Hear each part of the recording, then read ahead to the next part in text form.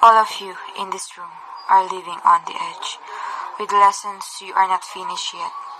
If you do not wish to listen, please let us know now. We are Group 4 Dragon. Are you ready to play the game?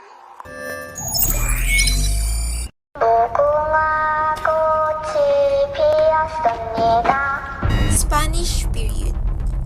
The main event that occurred during Spanish long period of colonization was the spread of Christianity in the country. Philippines embraced the Catholic religion, which caused the Philippine literature to undergo great changes. One of those changes are doing religious practices learned from the book Christian Doctrine and performing religious activities such as cenaculo and panunuluyan. Also, in this period, the use of the Roman alphabet began, leaving the first Filipino alphabet, which is the alibata, behind the history. Religious themes led the Philippine literature in this era. American period. The events that occurred during the American regime are the return of Filipino writers and giving importance to education.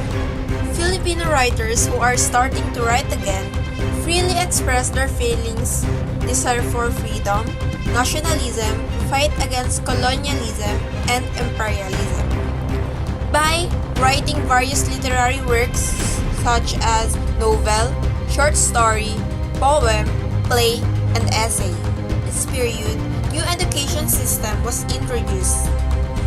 U.S. government has spread their cultural beliefs and values by using English language as a medium of instruction in public schools.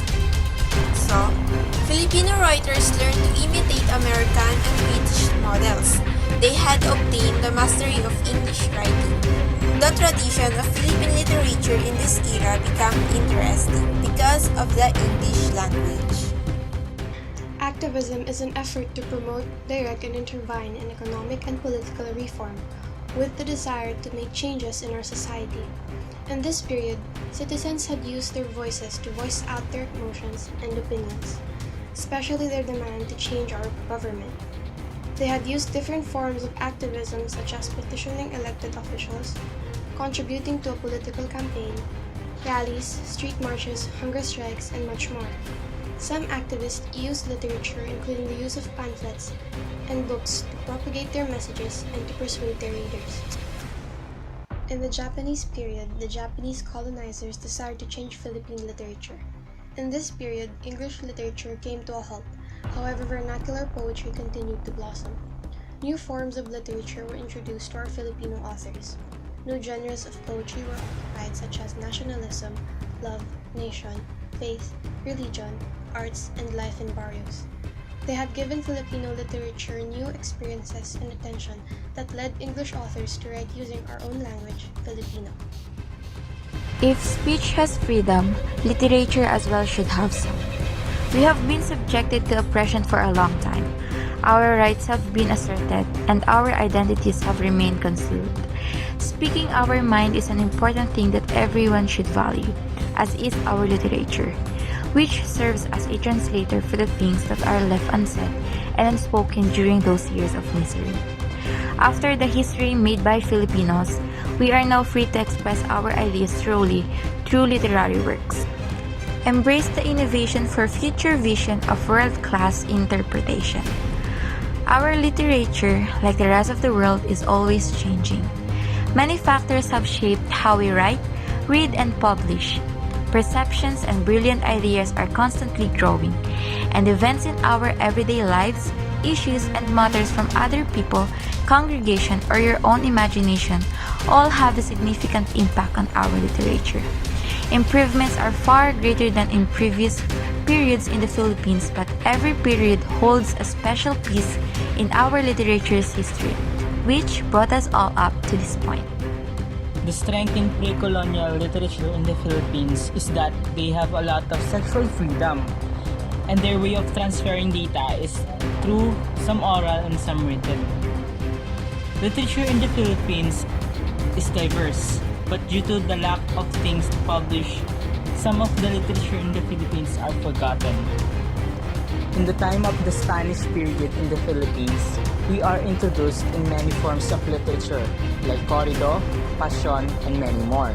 It is also called the Age of Exploration, and their way of transferring of data is through books and dictionaries.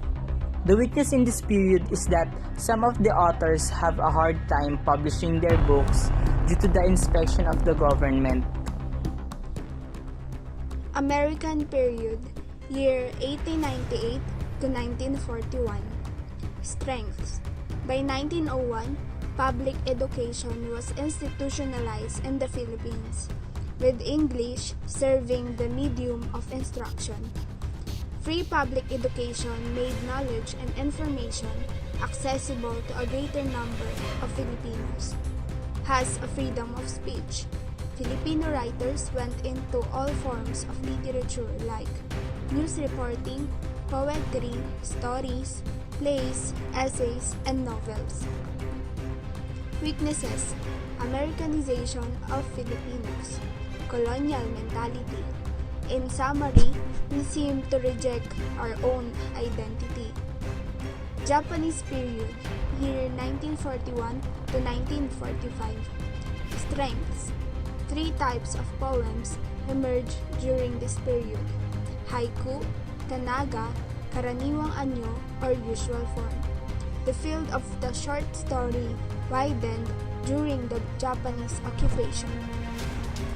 Weaknesses: the only Filipino writers who could write freely were those who were living in the United States. During this time, there was no freedom of speech of the press. The only contact with the outside world was done with utmost secrecy through the underground radio program called Voice of Freedom. Most writers and authors were led to either go underground or write in Tagalog. Period of activism. Strength. Many young people become activities to ask for changes in the government. In the expression of this desire for change, keen writing of some youth who were fired with nationalism in order to emphasize the importance of their petition. Weaknesses. It was manifested in the bloody demonstration, the walkside expression, and also in literature. Post-EDSA revolution. Strength. The people regained their independence, severe changes already evident. It was noticed in the new Filipino song, newspaper, speeches, and even in the television program. Weaknesses. Despite the sacrifices of so many people, there was inability to mobilize the people behind the heroic popular leader because there have none. 21st century period. Strength. The new trends have been used and introduced to meet the needs and tastes of new generation. New codes or lingos are used to add flavor in the literary piece nowadays. Weaknesses. People often interact more with machine than with other people. Due to the materialistic culture, people pay more attention to things they buy and have than to the things that can simply feel. There are so many changes in Philippine literature in Spanish period. First is, the first Filipino alphabet called Alibata was replaced by the Roman alphabet. Second is literary works. Example is corrido. It is a legendary religious narrative form that usually details the lives of saints or the history of the tradition. Next is awit. Has 12 syllables with accompaniment of guitar or bandurria. Third is passion. Narrative poem about the life of Jesus Christ sung during Lenten season. Cenaculo. Dramatization of the Passion of Christ. Highlight suffering and death. Moro-moro. Blood and thunder melodrama displaying conflict between Christians and Muslims. Carillo. Uses DIY animation figures shadow as main spectacles. Zarzuela, father of the drama. Panunuluyan, presented in church before Christmas Eve. And also, there are some changes in books. First is Ang Doktrina Kristiyana. First book printed in the Philippines in 1593 in xylography. It was written by Father Juan de Plasencia and Father Domingo Nieva, in Tagalog and Spanish. Next is Urbana Felisa, a book by Modesto de Castro, the so-called father of classic prose in Tagalog. Last changes in Philippine literature is folk songs. Folk songs like Atin Ko Pong Sing Sing truly manifest the artistic feelings of the Filipinos. American period 1898 to 1941. Philippine literature during American period has been on the rise in the recent years. There have been numerous discoveries, acts of innovation, and a vast range of imagination. Our country's experiences with slavery, freedom, poverty, and independence. The writers in Tagalog began to express themselves more freely after gaining some press freedom as a result of the end of Spanish slavery. And these are characteristic of features of the period. 1. Zarzuelas. It is started during 1893. 2. Tagalog prose fiction. 3. Novel. 4. Poetry. 5. Short story, 1925 to 1941. And this three period emerged during American period. First, the period of reorientation, 1898 to 1910. Second, the period of limitation, 1910 to 1924. And last, period of self-discovery and growth, 1925 to 1941. Japanese period, 1941 to 1945. Philippines literature was interrupted in its development between 1941 and 1945, when the Philippines were again conquered by a foreign country, this time Japan. The English language literature of the Philippines has come to a halt. Almost all English language newspapers were shut down by the Japanese, with the exception of the Tribune and the Philippine Review. This benefited Filipino literature, which received renewed attention as a result of English language writers switching to Filipino.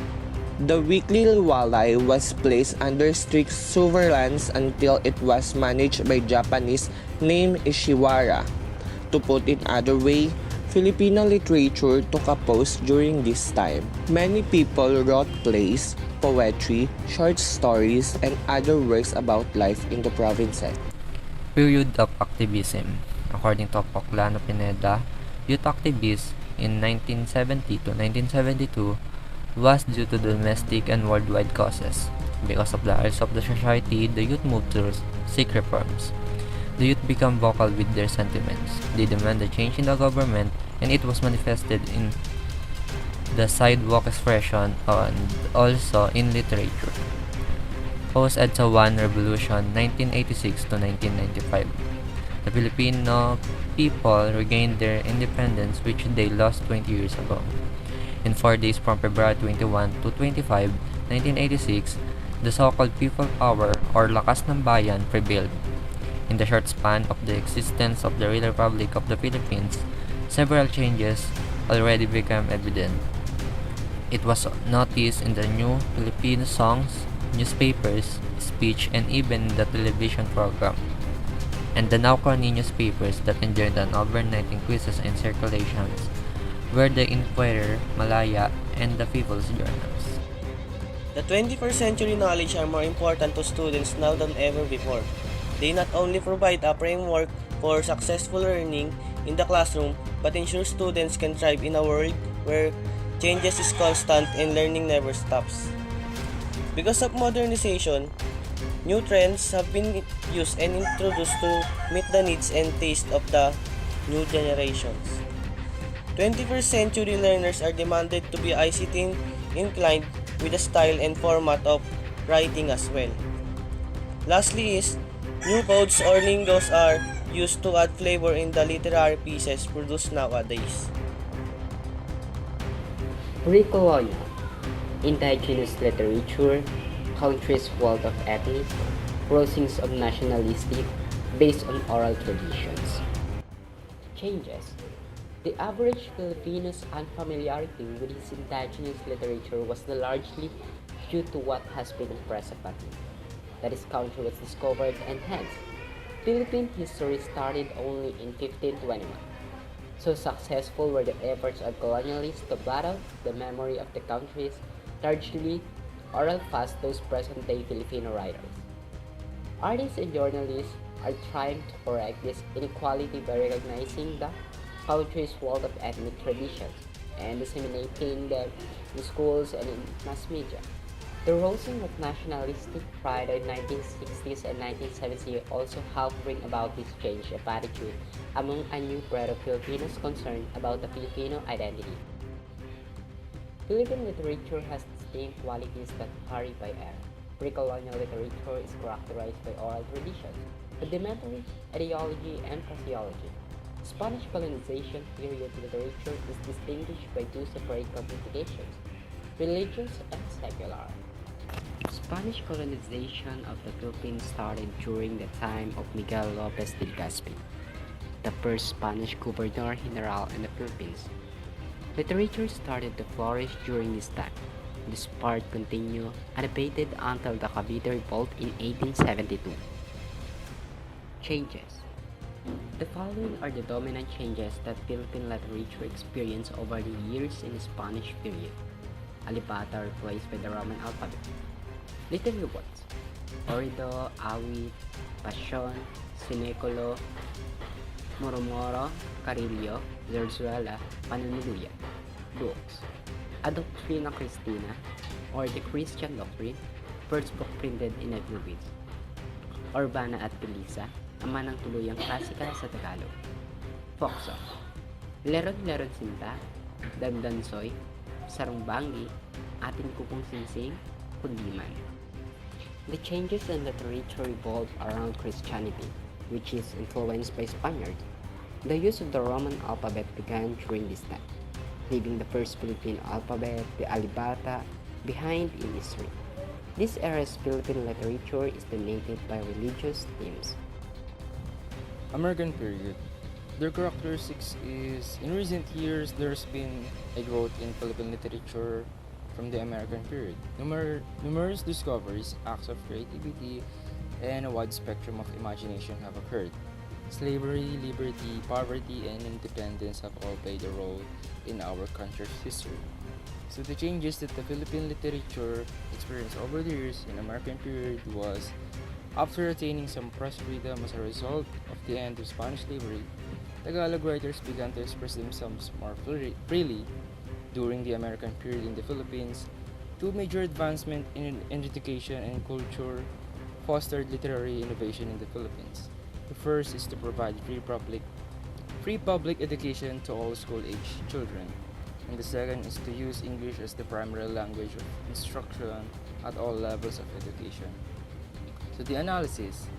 As a result, the American period affected the literary work of Filipino writers when the use of English as a medium of instruction exposed Filipinos to Anglo-American forms of thought, culture, and existence. It embedded the literature produced and also the mentality of the country's educated class, which would be the source of thriving English language Philippine literature. Indeed, Philippine English literature was being a direct product of American colonization. It did not avoid imitating American forms of writing, particularly during its apprenticeship period. Next is the Japanese period. According to Victoria Belardo, she described Filipino writing during the Japanese occupation as being pessimistic and bitter.